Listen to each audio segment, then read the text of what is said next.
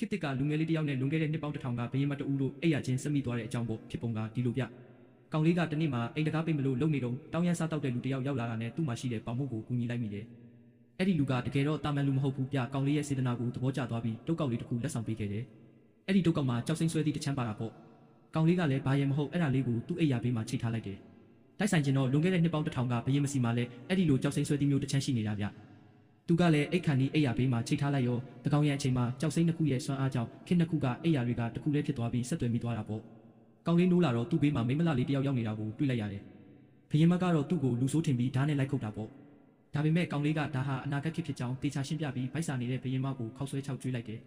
ဘရင်မခတ်များတခါမှမစားဘူးတဲ့အရာတော်မူတော်တော်လေးကိုသဘောကျသွားတာဗျ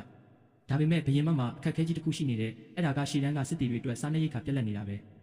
ခေတ်တစ်ကနေရောက်လာတဲ့မင်းသားတစ်ပါးကရိက္ခာတွေကိုဈေးတင်ပြီးချင်းချောင်းနေတာကို